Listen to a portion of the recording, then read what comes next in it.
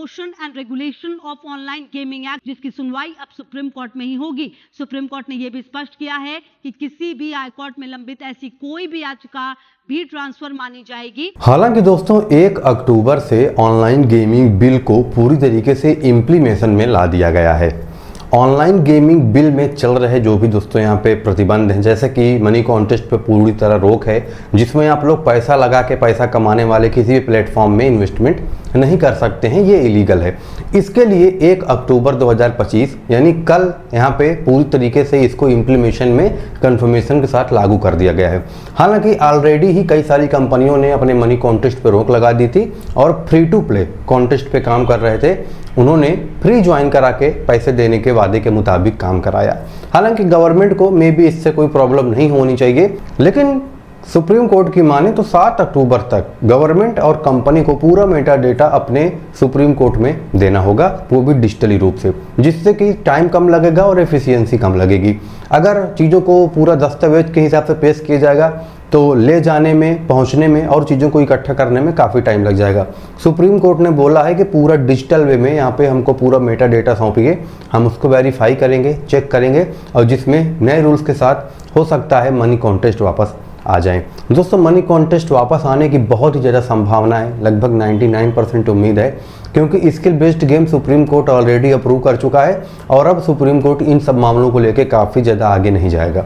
Supreme court खुद चाहता है कि जब गवर्नमेंट को जीएसटी मिल रही है, राज्य सरकार को जीएसटी मिल रही है, कंपनीज का काम चल रहा है, बीसीसीआई का काम चल रहा है, पब्लिक का काम चल रहा है, तो फिर दिक्कत किस बात की है? थोड़ा सा वहाँ पर रूल लगा दो। अब रूल किस बेसिस पे लगेगा? गवर्नमेंट ये दावा कर रही थी कि लोगों में एडिक्शन हो रहा है, इस तरह के गेम का टेरर फंडिंग हो रही है और यहाँ पे लोग एडिक्टेड हुए जा रहे हैं। तो मे भी 2 चीज़ें यहाँ पे काफ़ी बड़े तरीके से इम्प्लीमेंट की जाएंगी। पहला हो सकता है यहाँ पे दोस्तों एज रिस्ट्रिक्शन लगे, हो सकता है कि आप 19 या 20 या 21 साल से कम एज वाले अब ड्रीम 11 शायद ना खेल पाएँ, ये इम्प्लीमेशन लग सकता है। दूसरी सबसे बड़ी चीज़ हो सकता है यहाँ पे कोई लाइसेंसिंग टाइप का जो लाइसेंस होता है, ऐसे टाइप का कुछ चीज़ें यहाँ पे मॉडिफाई करके यहाँ पे लॉन्च की जाएं, जो कि फैंटेसी यूजर्स के बेसिस पे काम करेगी। अब ये तो दोस्तों 7 अक्टूबर को ही फाइनलाइज होगा कि गवर्नमेंट क्या चाहती है, सुप्रीम कोर्ट क्या चाहती है और कंपनी के मेंबर्स हैं वो क्या चाहते हैं। हालांकि कंपनी के अथॉरिटीज़ से कंटिन्यू डिस्कशन हमारा होता रहता है, बट डिपेंड करता है कि गवर्नमेंट और सुप्रीम कोर्ट के बीच में क्या फैसले आने हैं, क्योंकि गवर्नमेंट ने तो अपनी बात रख दी है। उन्होंने जो ऑनलाइन गेमिंग बिल बनाया वो कहीं ना कहीं पूरी तरीके से प्लानिंग के साथ उन्होंने काम किया। उनका जीएसटी अप्रूव कराने का पूरा प्लान था, उन्होंने कंपनी के पास प्रस्ताव रखा, कंपनी ने मना कर दिया, उन्होंने बिल बना दिया और गेमिंग बैन कर दी, खासकर मनी कॉन्टेस्ट। अब सुप्रीम कोर्ट इस चीज़ को लेकर नाराज इसलिए है क्योंकि इन्होंने क्या किया है, कसिनो, रमी, जिस्ट और स्किल हर टाइप के गेम्स को एक कैटेगरी में लाके बैन कर दिया, जो कि पूरी तरीके से गलत है। Skill based game, fantasy games, ये सब दोस्तों स्किल की कैटेगरी में आते हैं, इनमें लक शामिल नहीं होता, इनमें आपकी स्किल और माइंड लगते हैं।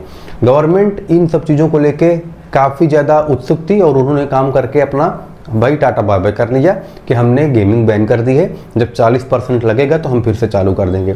इसी चीज़ को लेके 3 बड़े हाई कोर्ट्स ने मामले को दर्ज किए, पिटीशन दायर हुई। अब सुप्रीम कोर्ट उन मामलों को अपने पास लिया है और 7 अक्टूबर को इसके ऊपर फैसला सुनाएगा कि क्या चीज़ें हो सकती हैं और गवर्नमेंट ने कहाँ पे गलती की है, क्योंकि कभी भी केंद्र सरकार के मामले में सुप्रीम कोर्ट अपने हस्तक्षेप नहीं करती है, बीच में आके दोस्तों यहाँ पे मीडिएटर का काम नहीं करती है। लेकिन जब चीज़ें गलत हो जाती हैं, बिल गलत बनते हैं, नियम गलत बनते हैं और गलत तरीके से भारत में लागू होते हैं, तब सुप्रीम कोर्ट यहाँ पे दोस्तों अपने बीच बचाव करने आता है और ऑनलाइन गेमिंग बिल को मॉडिफाई करके थोड़े बहुत भाई यहाँ पे रिस्ट्रिक्शंस लगेंगे, इसके लिए मेंटली आप लोग प्रिपेयर रहिए। और अगर जीएसटी 40% लगता है तो मैं एक चीज़ कहना चाहूँगा आप लोगों से भी कि थोड़ा इसके लिए भी प्रिपेयर हो जाइए कि विनिंग अमाउंट आपका काफ़ी ज़्यादा कम होने वाला है, इसको तो आपको भाई तैयारी करके चलनी है। बाकी मैं आपसे भी पूछना चाहूँगा कि आप गवर्नमेंट के इस एक्शन से किस हद तक सहमत है? क्या आपको लगता है कि भारत सरकार को दुनिया में इतने मुद्दे चल रहे हैं, इसी टॉपिक को उठाना चाहिए था? क्या आपको लगता है कि भारत देश में इतनी बड़ी बड़ी प्रॉब्लम चल रही है, भूखमरी, बेरोजगारी, उनको छोड़ के इस टॉपिक पे इतना ज़्यादा बात का बतंगड़ बनाने की कोई आवश्यकता थी? आप अपनी राय कमेंट सेक्शन में ज़रूर रखें, हमको भी पता चले आप क्या सोचते हैं इस बारे में। और सभी से रिक्वेस्ट है कि सभी लोग कमेंट करें। अगर इस वीडियो को 20 लोग देख रहे हैं तो 20 के 20 लोग कमेंट करें, मैं ये चाहता हूँ। ऐसा ना हो कि कोई कमेंट ना करे, अपनी राय, अपने मन की बात जरूर रखें। क्या आप इस बिल से सहमत हैं? क्या आप इस बिल से सहमत नहीं हैं? गवर्नमेंट ने जो किया उसके बारे में आप क्या सोचते हैं? साथ ही साथ आपको क्या लगता है कि ड्रीम 11 में कितने बैन लगेंगे, कितना जीएसटी लगेगा, क्या रूल लगेगा, इसके बारे में आपकी क्या राय है? मैं इसके प्रति भी दोस्तों काफ़ी ज़्यादा वो हूँ कि मैं आपका कमेंट पढूं और रिक्वेस्ट करूँगा कि अगर आप लोग हमारे यूट्यूब चैनल में पहली बार आए हैं तो सब्सक्राइब कर लीजिए। इंपॉर्टेंट काफ़ी ज़्यादा इसलिए क्योंकि कोई भी अपडेट आएगी तो मैं यहाँ पर आपको अपडेट कर लूँगा। और टेलीग्राम ग्रुप भी हमारा वीडियो की डिस्क्रिप्शन पे दिया हुआ है, आप चाहें तो जाके ज्वाइन कर सकते हैं अगर पहले जैसा धमाल मचाना है तो, क्योंकि 12,500 से अधिक की फैमिली बन चुकी है। आपकी बारी है, ऐसा ना हो कि वो लोग वहाँ से दोस्तों लाभ उठा लें, यहाँ पे रह जाएं। तो ज्वाइन कर लें, सब्सक्राइब कर लें टेलीग्राम, कुछ पैसा नहीं लगने वाला है।